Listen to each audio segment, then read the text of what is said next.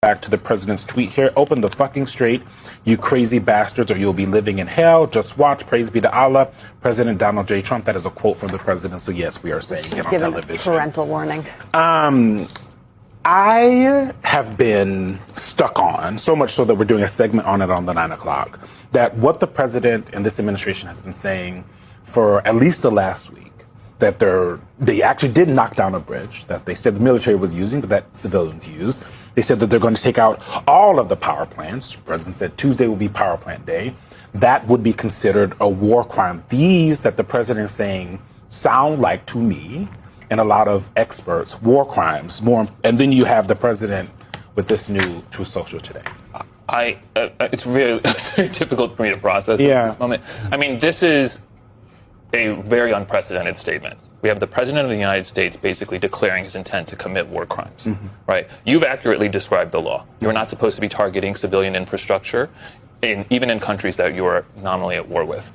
And this is just a further escalation of the Trump administration's sort of lack of interest in domestic international law, right? It started with the boat strikes off in the international waters off the central, right? Then we got the deposing of the Venezuelan president. We had the war in Iran, and now this, which is disgraceful, absolutely disgraceful, coming from our U.S. president. And the language is disgraceful. The claims are disgraceful. This is a historically terrible communication. This is the sort of thing, I hate to say it, that you would expect to be introduced in a war crimes tribunal in the future. Yeah. Actually, I just want to weigh in quickly because David Rode, who was just on with us, sent one of our producers his reaction to this tweet, and it's very insightful. This will offend Iran's hardline jihadist leaders. It doesn't frighten them. Bullying religious extremists who want to become martyrs doesn't work. He says he's witnessed this in Afghanistan and Iraq. Just to we also want to make a clarification. 1 p.m., the press conference will be tomorrow with military leaders in the Oval Office. With the president.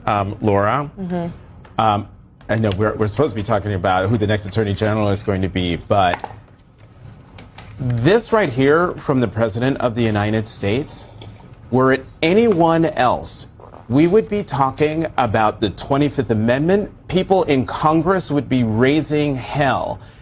And why do I get the feeling that neither one of those things is going to happen? I know this is just breaking, so you haven't even had a chance to work your sources here. But when the president does stuff like this, incendiary things like this, is there any behind-the-scenes panic from his staff that what he's doing is really undermining his presidency, but also America's standing in the world? Any kind of panic. And safety. There's some panic. I mean, there White House staff who have worked for President Trump, whether it's during the first administration or now, will acknowledge that half the time, probably more than half the time, they are reacting to what he is doing. They are learning about what he is doing when he does it, when he posts it on Truth Social, when he says something different in a press conference, when he goes off the cuff on speeches. That is him deciding. You can see it play out when reporters are asking him questions about the war as well, that he is sometimes just deciding in that moment what he wants to say or what he wants to pursue.